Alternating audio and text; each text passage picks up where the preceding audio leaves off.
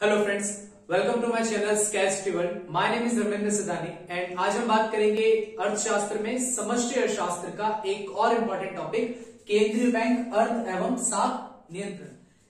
तो किसी भी देश के अंदर जो केंद्रीय बैंक होता है वो अर्थव्यवस्था में बैंकिंग और मौद्रिक क्षेत्र को नियंत्रित व नियमित करने का कार्य करता है।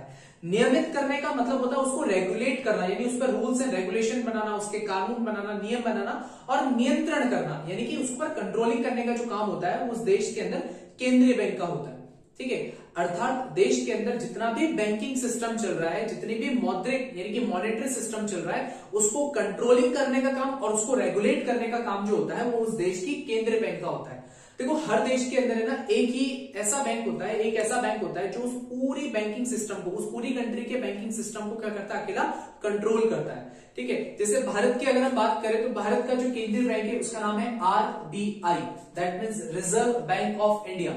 ठीक है, भारतीय रिजर्व बैंक। भारतीय रिजर्व बैंक की स्थापना 1 अप्रैल 1935 के अंदर हो चुकी थी, परंतु उसका जो राष्ट्रीयकरण है वो हुआ था 1 जनवरी 1949 के अंदर, यानी कि ये स्टैब्लिश तो हो चुका था 1935 में, बट इसका नेशनलाइजेशन यानी ये पूरी तरीके से गवर्नमेंट के अंडर में कब आया था, 1949, 1 जनवरी 1949 को आ चुका था। तो किसी भी देश की केंद्रीय बैंक की अगर आपसे परिभाषा पूछी जाती है, अर्थ पूछा जाता है, तो आप क्या लिखेंगे? केंद्रीय बैंक किसी भी देश की वह शीर्ष संस्था होती है जो मौद्रिक व बैंकिंग क्षेत्र को नियंत्रित करने का कार्य करती है। यानी किसी भी देश के अंदर बैंकिंग प्रणाली को या बैंकिंग सिस्टम को या मॉनेटरी सिस्टम को कंट्रोलिंग करने का जो काम होगा वो उस देश का केंद्रीय बैंक का होता है। ठीक है, अब हम देखेंगे कि केंद्रीय बैंक देश के अंदर कौन कौन से कार्य करती है, जिसमें से सबसे पहला कार्य है नोटों का निर्गमन। यहां आप इसकी जगह लिख सकते हो करेंसी का निर्गमन। तो किसी भी देश के अंदर जो करेंसी को निर्गमित करने का कार्य है या नोटों को निर्गमित करने का जो कार्य है वो उस देश का केंद्रीय बैंक करता है। जैसे भारत के अंदर ये काम किसके द्वारा किया जाता है? आरबीआई के द्वारा। तो जो आरबीआई है, रिजर्व बैंक ऑफ इंडिया, वो 2 रुपए से लेकर 2000 रुपए तक के जितने भी नोटों का जो निर्गमन है वो आरबीआई द्वारा किया जाता है।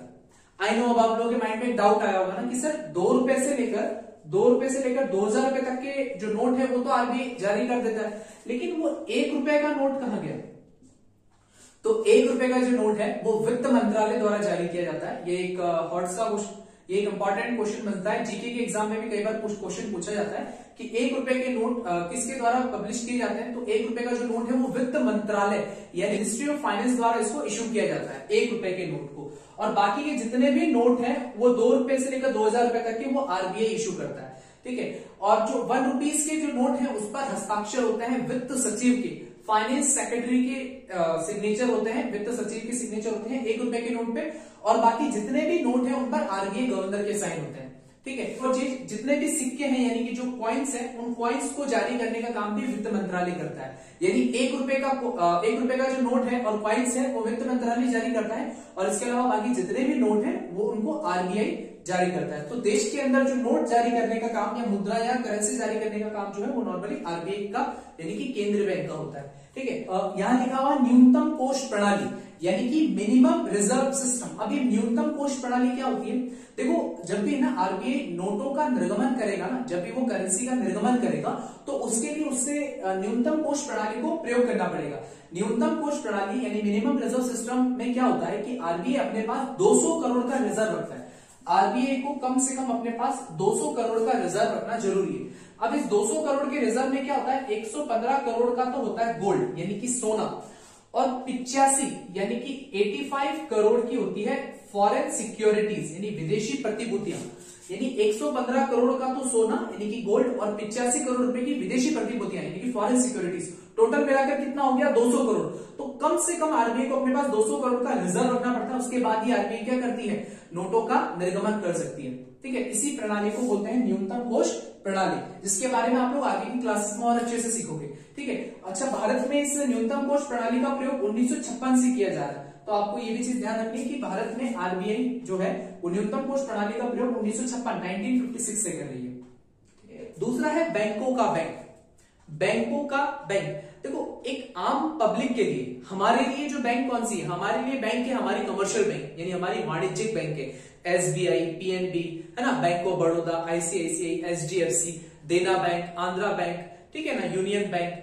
तो ये सारी जो बैंक है ये हमारे लिए यानी पब्लिक के लिए बैंक बनाई गई है। लेकिन सोचो इन सारी बैंकों के लिए बैंक कौन है, तो इन सभी बैंकों का बैंक होता है केंद्रीय बैंक, यानी कि भारत के अंदर कौन होगा, RBI, reserve bank of India. यानी जैसे कि आम जनता का उसके बैंक के साथ जो संबंध होता है, जो रिलेशन होता है, सेम रिलेशन व्यापारिक बैंकों का और केंद्रीय बैंकों का होता है। यानी जितनी भी व्यापारिक बैंकें हैं उन व्यापारिक बैंकों का जो एक बैंक है वो है आरबीआई, यानी ये बैंकों का बैंक है। जैसे जनता अपना पैसा व्यापारिक बैंकों में जमा करती है, वैसे व्यापारिक बैंकें अपना पैसा आरबीआई में जमा करती है।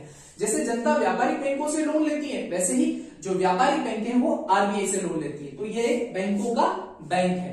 तीसरा पॉइंट है यहाँ पर सरकारी बैंकर, एजेंट तथा सलाहकार। यहां पर आरबीआई 3 तरह के कार्य कर रहा है। एक तो सरकार के बैंक के रूप में, सरकार के एजेंट के रूप में और सरकार के सलाहकार के रूप में। जब हम बात करेंगे सरकारी बैंकर के बेसिस पे, तो सरकारी बैंक की तरह क्या करता है कि आरबीआई सरकार की तरफ से खातों का हस्तांतरण करता है, यानी सरकार की तरफ से किसी राशि को स्वीकार भी करता है और सरकार की तरफ से किसी राशि का भुगतान भी करता है।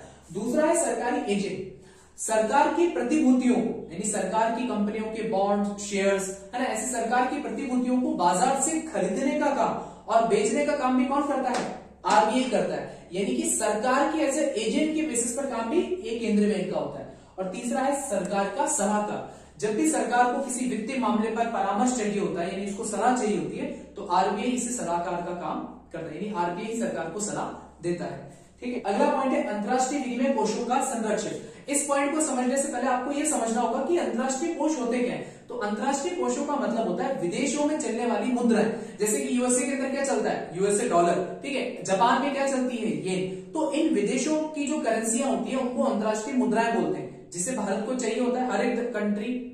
हर एक देश के पास कुछ अन्य देशों की मुद्राएं होती हैं ताकि वह विदेशी व्यापार कर सके। तो भारत के पास भी ऐसी अलग अलग देशों की मुद्राएं होती हैं जिनको सुरक्षित रखने का काम या उसको सुरक्षा प्रदान करने का काम भी कौन करता है, केंद्रीय बैंक करता है। यानी कि भारत में कौन करेगा, आरबीआई। यानी आरबीआई क्या है, भारत में अंतर्राष्ट्रीय विनिमय कोषों का संरक्षक है, उसका प्रोटेक्टर है, उसको प्रोटेक्ट करता है। ठीक है, अगला काम है इसका अंतिम ऋणदाता। अब आरबीआई किसको लोन देगा, क्या आरबीआई जनता को लोन देगा, नहीं, आरबीआई लोन देगा, यानी केंद्रीय बैंक लोन देगी व्यापारिक बैंकों को। देखो जब व्यापारिक बैंकें घाटे की अवस्था में होती हैं, व्यापारिक बैंकें घाटे की अवस्था में होती हैं और अगर व्यापारिक बैंकों को कहीं से भी ऋण की उपलब्धि नहीं हो पा रही है, तो अंतिम ऋणदाता के रूप में आरबीआई क्या करेगा, सेंट्रल बैंक क्या करेगा, इन कमर्शियल बैंक्स को यानी व्यापारिक बैंकों को ऋण प्रदान करेगा। तो यहाँ पर यह अंतिम ऋणदाता की भूमिका भी अदा करता है। और लास्ट है साख का नियंत्रण। मैंने आप लोगों को व्यापारिक बैंक वाली वीडियो में बताया था कि व्यापारिक बैंक क्या करती है, साख का निर्माण करती है, यानी लोन को क्रिएट करती है। लेकिन है ना, लोन को कंट्रोल करना भी जरूरी है। ठीक है, तो उस लोन को कंट्रोल करने का काम यानी उस साख को नियंत्रित करने का जो काम है वो करता है केंद्रीय बैंक। तो यहां पर केंद्रीय बैंक साख के नियंत्रक की भूमिका अदा करता है। अब यहां साख का नियंत्रण करना क्यों जरूरी है उसको हम समझेंगे, क्योंकि देखो अगर अर्थव्यवस्था में साख ज्यादा चली जाएगी, अगर अर्थव्यवस्था में पैसा ज्यादा आ जाएगा, तो जब लोगों के पास पैसा आएगा तो लोग क्या करेंगे, सोचो, अगर आपके पास पैसा है तो आप उसको अपने पास घरों में तो रखोगे, ऑब्वियसली आप उसको खर्च करोगे। जब एक साथ अर्थव्यवस्था में ज्यादा पैसा आ जाएगा तो लोगों की परचेसिंग पावर यानी क्रय शक्ति क्षमता बढ़ जाएगी, और क्रय शक्ति क्षमता बढ़ने से क्या होता है, क्रय शक्ति क्षमता बढ़ने से लोग मांग ज्यादा करेंगे, मांग ज्यादा होगी तो कीमतें बढ़ेगी, कीमतें बढ़ेगी तो महंगाई बढ़ जाएगी, जिसको हम इन्फ्लेशन बोलते हैं। और अगर अर्थव्यवस्था में साख कम जाए, यानी कि अगर पैसा नहीं जा रहा, तो अर्थव्यवस्था में जब मुद्रा नहीं, साख नहीं जाएगी, तो इससे मनी सप्लाई कम हो जाएगी, मुद्रा आपूर्ति कम हो जाएगी, जिससे लोगों की मांग घट जाएगी और पूर्ति बढ़ जाएगी। ऐसी स्थिति में मंदी आ जाएगी अर्थव्यवस्था में, यानी डिफ्लेशन। इन्फ्लेशन भी खराब है और डिफ्लेशन भी खराब है, यानी कि अर्थव्यवस्था में ज्यादा पैसा चला जाए वो भी खराब है और कम पैसा जाए वो भी खराब है। तो उसको कंट्रोल यानी बैलेंस में रखने का काम करता है आरबीआई, केंद्रीय बैंक। ठीक है, तो ये थे कुछ केंद्रीय बैंक के कार्य। आई होप आपको वीडियो में सारे पॉइंट समझ में आए होंगे। ठीक है, अगर इस वीडियो से रिलेटेड कोई भी डाउट है तो आप मुझे कमेंट कर सकते हैं, डाउट पूछ सकते हैं। ठीक है, थैंक यू।